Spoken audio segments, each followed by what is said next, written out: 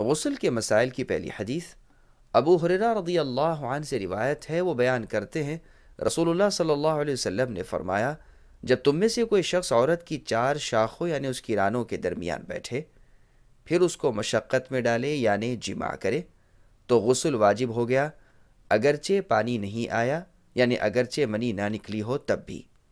اس حدیث کو بخاری اور مسلم نے روایت کیا ہے۔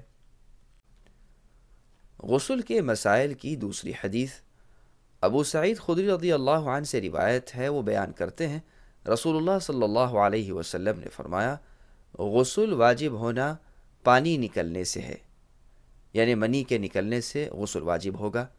شیخ امام محی السنہ نے بیان کیا کہ یہ حدیث منسوخ ہے۔ غسل کے مسائل کی تیسری حدیث ابن عباس رضی اللہ عنہما سے روایت ہے، وہ بیان کرتے ہیں کہ غسل واجب ہونا پانی نکلنے سے ہے، اس سے مقصود احتلام ہے۔ یہ روایت سنن ترمذی میں ہے، اور امام بغوی رحمہ اللہ فرماتے ہیں میں نے اس حدیث کو بخاری اور مسلم میں نہیں پایا۔ وضاحت: جماع کی صورت میں انزال نہ بھی ہو تب بھی غسل واجب ہے۔ غسل واجب نہ ہونے کی حدیث منسوخ ہے، یا اس حدیث کا تعلق احتلام کے ساتھ ہے، یعنی اگر خواب میں کوئی شخص عورت سے مجامعت کرتا ہے اور انزال نہیں ہوتا یعنی منی نہیں نکلتی تو غسل واجب نہیں، انزال کی صورت میں غسل واجب ہے۔ مؤلف نے واضح کیا ہے کہ ابن عباس رضی اللہ عنہما کے قول کو میں نے بخاری اور مسلم میں نہیں پایا۔ دراصل امام بغوی رحمہ اللہ یہ ذکر کر کے امام محی السنہ پر اعتراض کر رہے ہیں کہ انہیں ابن عباس رضی اللہ عنہما کا قول فصل اول میں ذکر نہیں کرنا چاہیے تھا، جبکہ امام محی السنہ نے حدیث کی وضاحت کے ضمن میں یہ قول ذکر کیا ہے۔ غسل کے مسائل کی چوتھی اور پانچویں حدیث ام سلمہ رضی اللہ عنہا ام المؤمنین سے روایت ہے، وہ بیان کرتی ہیں کہ ام سلیم رضی اللہ عنہا نے عرض کیا، اے اللہ کے رسول صلی اللہ علیہ وسلم، بلا شبہ اللہ تعالی حق بیان کرنے سے نہیں شرماتے، کیا عورت پر غسل فرض ہو جاتا ہے جب اس کو احتلام ہو جائے؟ آپ نے اس بات میں جواب دیتے ہوئے وضاحت فرمائی کہ جب وہ بیدار ہونے کے بعد منی دیکھے۔ اس پر ام سلمہ رضی اللہ عنہا نے اپنا چہرہ ڈھانپ لیا اور انہوں نے تعجب سے استفسار کیا کہ اللہ کے رسول، کیا عورت کو احتلام ہوتا ہے؟ آپ نے فرمایا، ہاں، تمہارا دایاں ہاتھ خاک آلودہ ہو جائے، اگر ایسا نہ ہوتا ہو تو عورت کا وہ بچہ جسے وہ جنتی ہے اس کے مشابہ کس طرح ہوتا ہے؟ اس حدیث کو بخاری اور مسلم نے روایت کیا ہے۔ مسلم میں ام سلیم رضی اللہ عنہ سے مروی روایت میں ہے کہ آدمی کی منی گاڑھی اور سفید ہوتی ہے اور عورت کی منی پتلی اور زرد رنگ کی ہوتی ہے، ان میں سے جس کو غلبہ حاصل ہو جائے یا پہلے رحم میں چلی جائے اس سبب سے اس سے مشابہت ہو جاتی ہے۔ غسل کے مسائل کی چوتھی حدیث ام المؤمنین ام سلمہ رضی اللہ عنہ سے روایت ہے، وہ بیان کرتی ہیں کہ ام سلیم رضی اللہ عنہ نے عرض کیا، اللہ کے رسول، بلا شبہ اللہ تعالی حق بیان کرنے سے نہیں شرماتے، کیا عورت پر غسل فرض ہو جاتا ہے جب اس کو احتلام ہو جائے؟ آپ نے اس بات میں جواب دیتے ہوئے وضاحت فرمائی کہ جب وہ بیدار ہونے کے بعد منی دیکھے۔ اس پر ام سلمہ رضی اللہ عنہ نے اپنا چہرہ ڈھانپ لیا اور انہوں نے تعجب سے استفسار کیا کہ اے اللہ کے رسول، کیا عورت کو احتلام ہوتا ہے؟ آپ نے فرمایا، ہاں، تمہارا دایاں ہاتھ خاک آلودہ ہو جائے، اگر ایسا نہ ہوتا ہو تو عورت کا بچہ اس کے مشابہ کس طرح ہوتا ہے؟ اس حدیث کو بخاری اور مسلم میں روایت کیا ہے۔ غسل کے مسائل کی چھٹی حدیث ام المؤمنین عائشہ رضی اللہ عنہا سے روایت ہے، وہ بیان کرتی ہیں کہ رسول اللہ صلی اللہ علیہ وسلم جب غسل جنابت فرماتے تو پہلے اپنے دونوں ہاتھوں کو دھوتے، بعد از وضو کرتے جیسا کہ نماز کے لیے وضو کیا جاتا ہے، پھر اپنی انگلیوں کو پانی میں داخل کرتے اور ان کے ساتھ اپنے بالوں کی جڑوں کا خلال کرتے، پھر اپنے دونوں ہاتھوں کے ساتھ اپنے سر پر 3 چلو پانی ڈالتے، بعد از اپنے تمام جسم پر پانی بہاتے۔ اس حدیث کو بخاری اور مسلم نے روایت کیا ہے۔ مسلم کی روایت میں ہے کہ شروع میں برتن میں ہاتھوں کو داخل کرنے سے پہلے ان کو دھوتے، بعد از دائیں ہاتھ کے ساتھ بائیں ہاتھ پر پانی ڈالتے اور شرمگاہ کو صاف کرتے، پھر وضو کرتے۔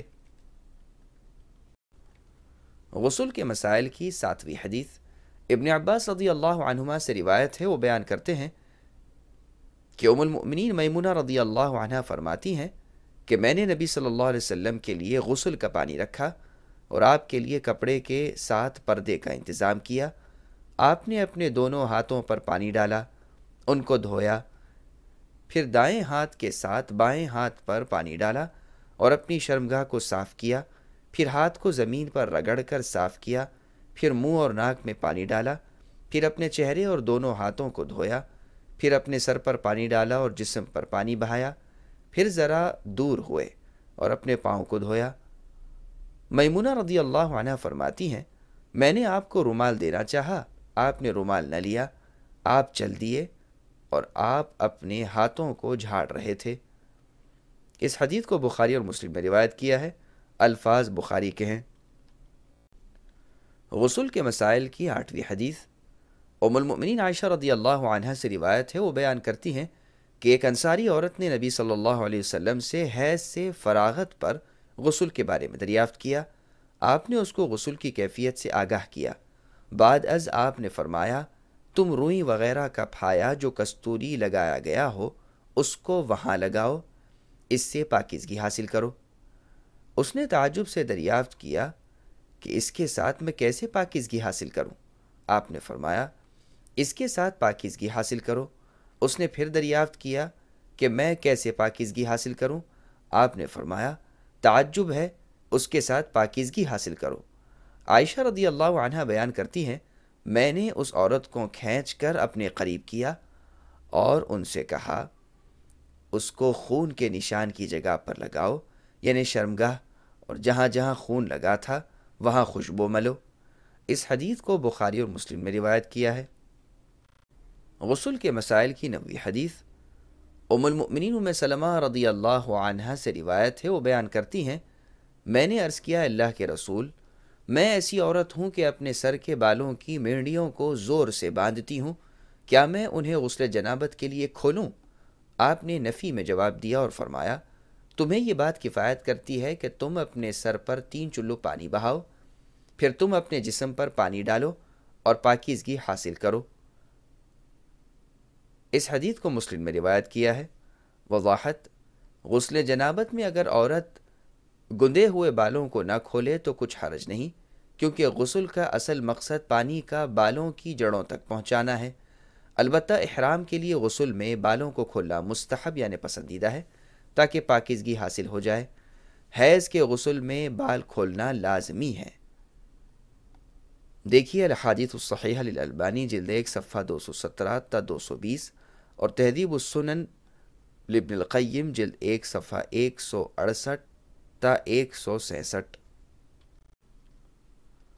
غسل کے مسائل کی 10ویں حدیث انس رضی اللہ عنہ سے روایت ہے، وہ بیان کرتے ہیں کہ نبی صلی اللہ علیہ وسلم 1 مد پانی کے ساتھ وضو کرتے اور 1 ساع سے 5 مد پانی کے ساتھ غسل کرتے۔ اس حدیث کو بخاری اور مسلم میں روایت کیا ہے۔ وضاحت: 1 مد 1 لیٹر سے کم ہوتا ہے، جبکہ ساع قریباً 3 لیٹر کے برابر ہے۔ مقصود یہ ہے کہ اسراف نہ کیا جائے، یعنی بے جا بے تحاشا پانی کو نہ بہایا جائے، البتہ طہارت و نظافت حاصل ہونی چاہیے۔ واللہ اعلم۔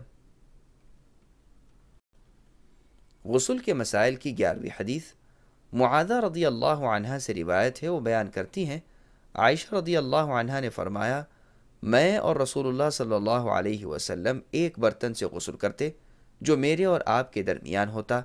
آپ مجھ سے جلدی کرتے تو میں کہتی کہ میرے لیے پانی چھوڑیں، میرے لیے پانی چھوڑیں۔